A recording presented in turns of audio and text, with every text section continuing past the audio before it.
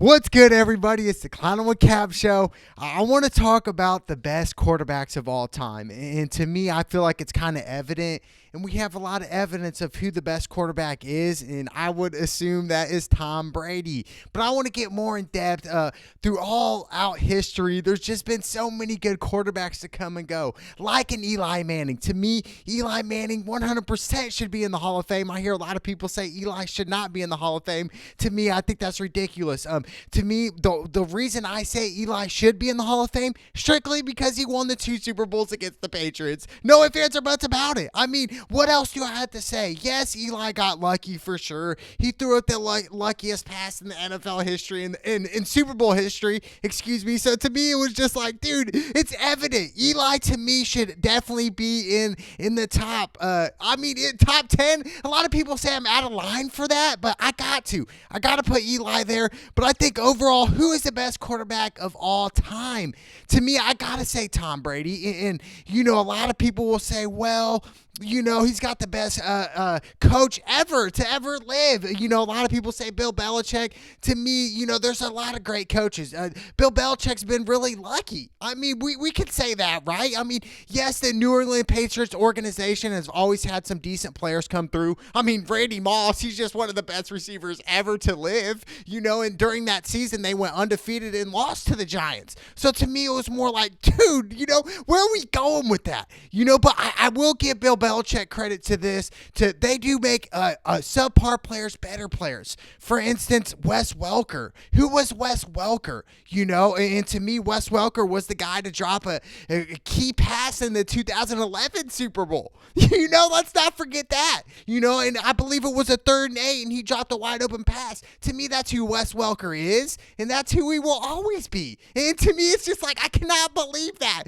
Wes Welker, and people like Julian Edelman, those guys are not like huge rock star names, right? I mean, these guys come from like low schools. I mean, Kent State, that's a MAC school. We see a lot of small time schools come out and really succeed with the New England Patriots organization. I'll give him that. But to me, let's get into Tom Brady. I mean, playoff record. He's won over 30 games in the playoffs. I mean, started 41 games, won 30 of them. To me, that's definitely like, bro, we had the papers right there. And to me, I think that's GOAT status as we speak, right? I mean, when you have 30 playoff wins, I mean, dude, the most of all time ever in the playoffs. I mean, what more can we say? And a lot of people from Indiana will say, well, I got to go with Peyton Manning. To me, I love Peyton Manning. Peyton Manning 100% is a top 5 all-time quarterbacks. And yes, Peyton Manning had a couple miscues here and there. Kind of like, I want to compare his career kind of like in a way to LeBron. We saw LeBron choke in the finals. We seen what Peyton did in the Super Bowl against New Orleans through a pick 6. But what do the greats do? They bounce back. And to me, seeing Peyton bounce back the way he did and won the Super Bowl with the Broncos. And a lot of people say, well, he was on the last leg. But hey, he still won the Super Bowl. But to me, let's give props to Peyton Manning. He's a 14-time Pro Bowler. I mean, dude, what more can you want? And being an Indianapolis Colts fans, we're never going to get a Peyton Manning again. We're not. I mean, let's be honest here. There will never be another Peyton to come through Indy, and I think we kind of took Peyton for granted a little bit during the time. I mean, Jim Irsay just let Peyton go. Really? We're just gonna let him go like that? Just, yep, see ya, Peyton. You're old now. We're letting you go. And when we did that, Peyton just was like, all right, I'm gonna win a Super Bowl, then retire. So to me, it was just like one of the things. It was like, really, bro? I mean, I cannot believe that. I really can't. And that's why the Colts organization is the way it is today. Look at it. It's pretty trash, to be honest. I mean, we had a lot of high hope this past year. A lot of Colts fans saying, yeah, we're going to make the playoffs. No. Are you guys smoking that Reggie or what? They weren't even close to making the playoffs. Yeah, we could blame Vinatieri saying, oh, he missed so many field goals. He did this and that. It's like, come on. Are we going to blame how old is Adam Vinatieri? Like 45 now? He's had a Hall of Fame career. He's won multiple Super Bowls, dude. Let's not blame the guy. Let's blame the organization, number one. Let's blame Jim Irsay for calculating certain situations, drafting wide receivers when we don't need wide receivers. We need to start with the offensive line. Why did Andrew Luck leave? Because we had a shitty offensive line. Andrew Luck was like, well, dude, if I'm going to die when I'm 50, I'm quitting. I'm retiring. It was that simple. But to me, Peyton, he's had the most fourth quarter comebacks of any quarterback of all time with 43. And to me, right there, that's Peyton. That's Peyton's greatness right there. And being from Indiana, being a diehard Colts fan, I love that.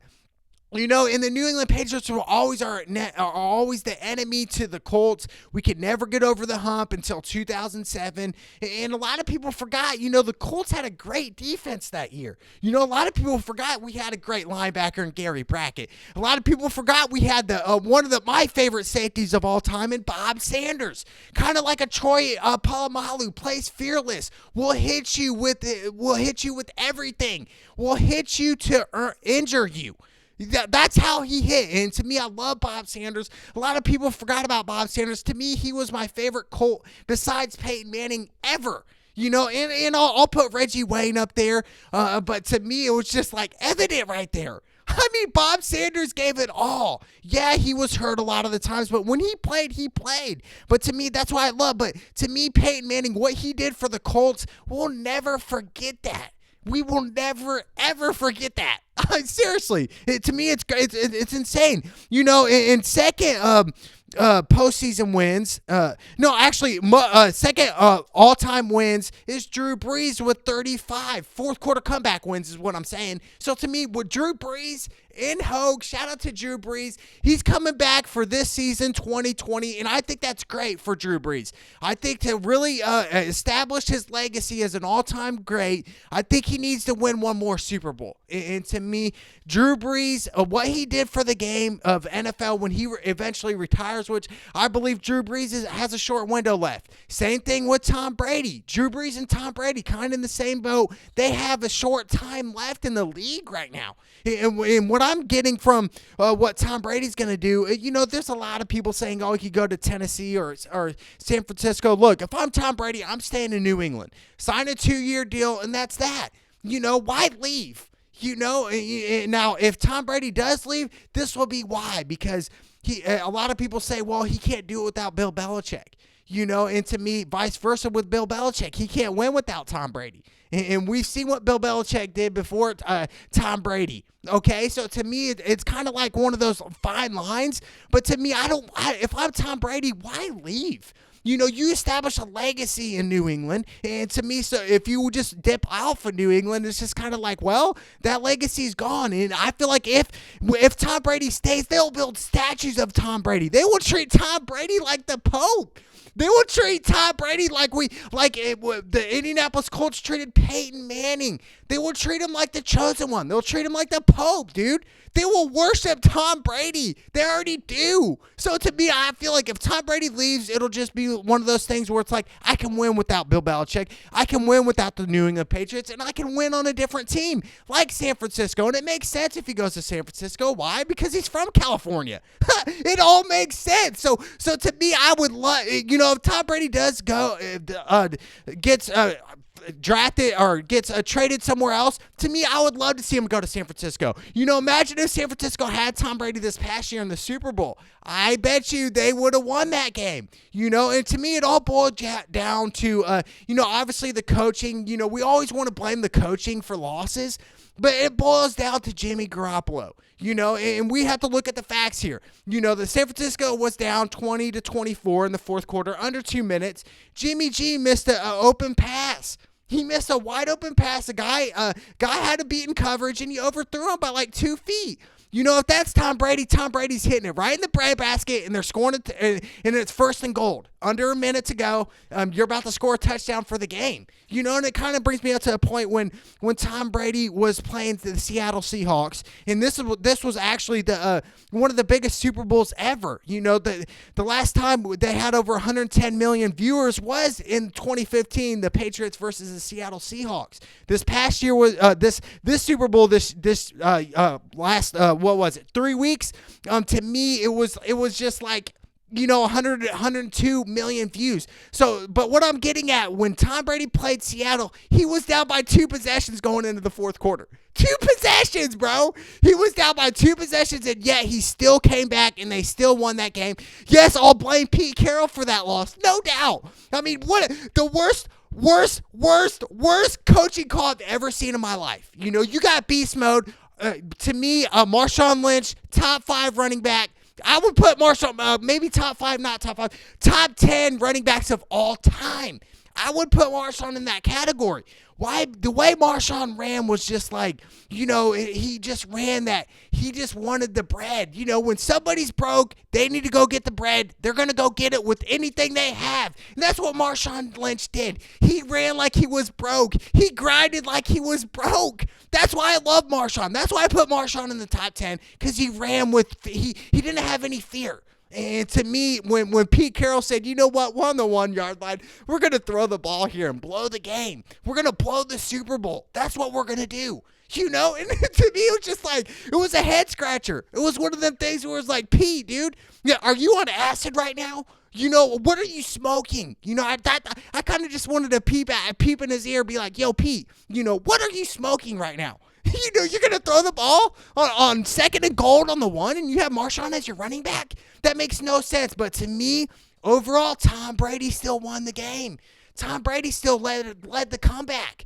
Tom Brady was down by 10 in the fourth quarter. Under 9 minutes to go. And yet, against the Seattle Seahawks, the great Seattle Seahawks defense, the Legion of Boom, and he still led them back. And to me, that just goes to show you Tom Brady's greatness. I mean, really, let's just give him it. Let's just say Tom Brady is the greatest quarterback of all time. That's why I have to do it. I can't put Peyton up there because Peyton's had a great career. Like I said, being from Indiana, he was the Pope to us. He was the Pope. We looked at Peyton like the Pope, dude. We looked at him like, he was the best, dude. Seriously. But to me, Peyton's in my top 10 quarterbacks of all time. I know I started off, I said Eli.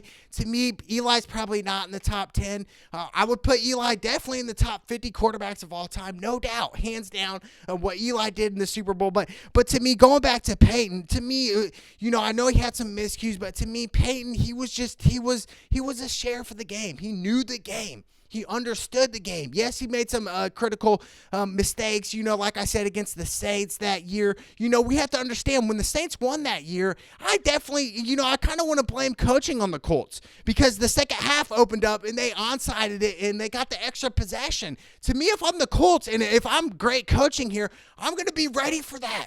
This is the Super Bowl here. You need to be ready for everything, and to give up a extra possession to Drew Brees and the Saints, and they had Reggie Bush. A lot of people forgot about Reggie Bush. To me, I would say Reggie Bush, and a lot of people gave hate to Reggie Bush, saying, oh, well, his Heisman got taken away. That's fine. Reggie Bush is a champion, and to me, Reggie Bush is the best college of running back ever, in my opinion. And I know we saw this during the Super Bowl, the top 11 college football players ever. Reggie Bush wasn't even in the top 11. Neither was Tim Tebow. I was thinking Reggie Bush and Tim Tebow, what they did as icons in college. And if we paid college athletes, just think how much Reggie Bush and Tim Tebow missed out on. They missed out on millions of dollars because the NCAA says, look, we're not going to pay athletes. We're making all the money here. They're just playing for us. Yeah, they could be on scholarships, 40, 50 grand here. They're pulling in millions, bro. They're pulling in millions. So I think, the NCAA going forward, they should definitely pay athletes. The only way they pay athletes is if the athletes' jerseys sell, pay them. If their jersey's going to be off the mark, pay them. Pay them. Imagine Tim Tebow. Tim Tebow, when he was with the University of Florida, he was number 3 on the charts of top jersey sales. Who was he behind? Kobe Bryant and LeBron James. He was number 3. To me, it was just like Tim Tebow missed out on millions. Obviously Tim Tebow's not that type of person to care about that, but still, he missed out on millions. Same thing with Reggie Bush. They took away Reggie Bush's Heisman. They did Reggie Bush dirty, the NCAA. They really did. But to me, Reggie Bush won a Super Bowl. Reggie Bush looks back at it now. He laughs at that. He's laughing, dude. He doesn't care anymore. To me, Reggie Bush, he's a Hall of Famer in my book, no doubt. But I want to get back to Drew Brees here. To me, this is huge news. Drew Brees coming back. To me, I know the past couple years I picked the Saints to win it. They've really had some bad mojo going in. Let's look back at the Minnesota this past year and then the year before where they threw the little Hail Mary pass and the safety. I don't know what the safety was thinking, just missed the tackle for the game. We're talking some of these athletes are getting paid millions of dollars and he's going to blow a game. I feel like sometimes, under the table money is what we don't see in professional sports. And when I say under the table money is saying, look, I'm going to pay you X amount of money if you miss a tackle or if you miss a field goal, or if you miss a receiver on purpose, that type of stuff. If you're a linebacker, I want you to miss a tackle under 2 minutes in the fourth quarter when you really need to make this play. Miss it, and I'll pay you this amount. I believe that goes on, and it still does. We saw and this is an example of what the Saints did. I want to believe this was back in 2008, 2009 when they were playing Brett Favre. We had that where the coach was like, look, if you guys injure the quarterback, I will give you something. I'll give you a new TV, a new car.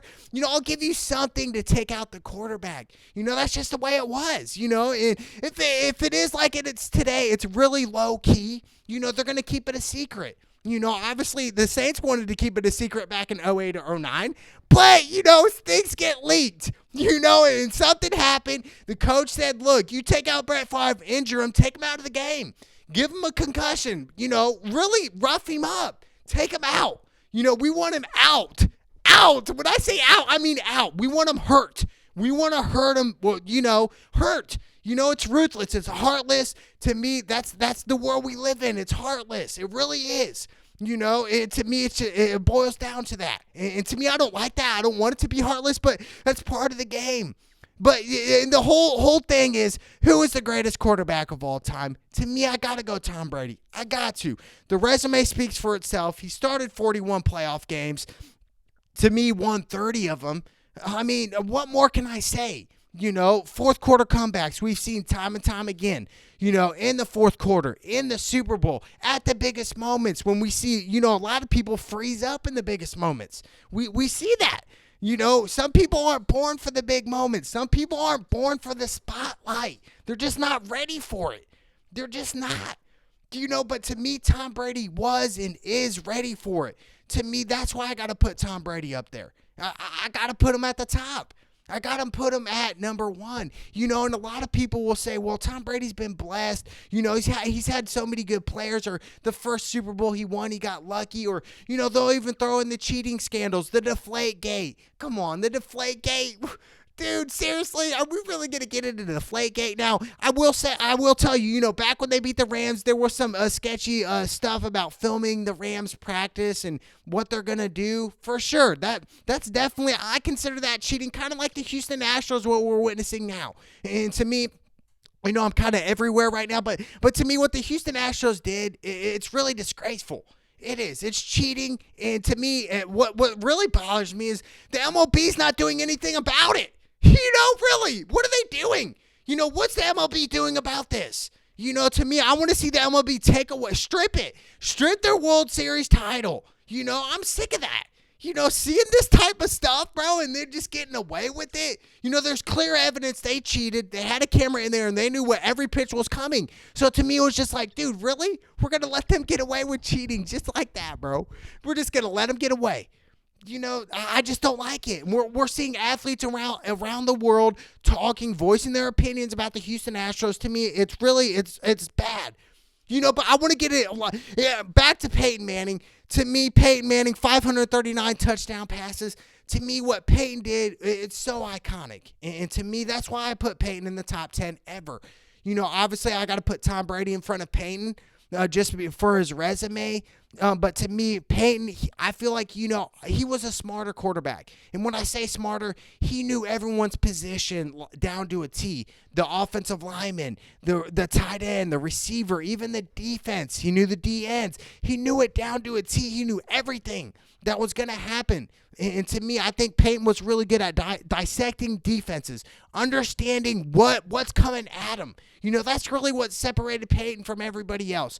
He knew before the snap was even snapped, he knew what was coming at him. He understood what were they going to throw, what type of blitzes were going to come at him. So to me, Peyton, what he did, it's so iconic that I really can't even sum it up. 43 fourth quarter comeback W's.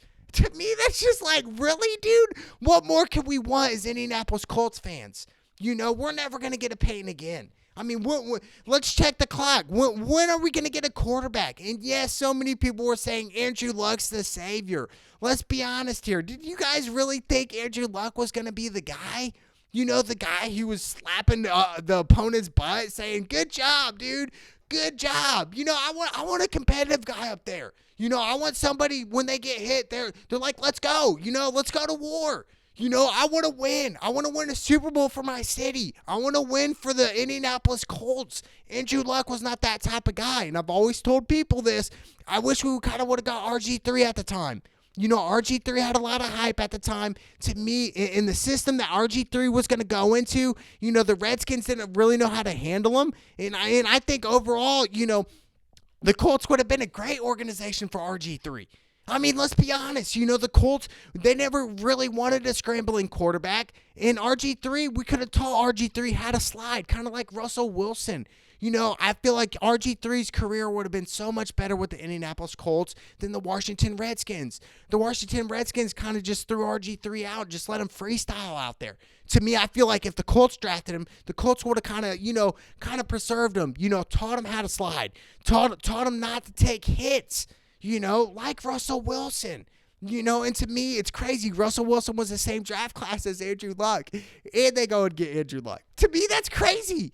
But to me, I got to put Tom Brady up there.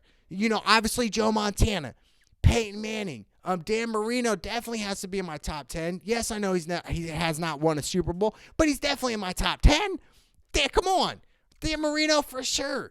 He's got to be in my top 10. Like I said, Joe Montana, Drew Brees, no doubt in my top 10. And like I said, his career's not over. I would love to see Drew Brees get one more ring. I feel like he needs that second ring.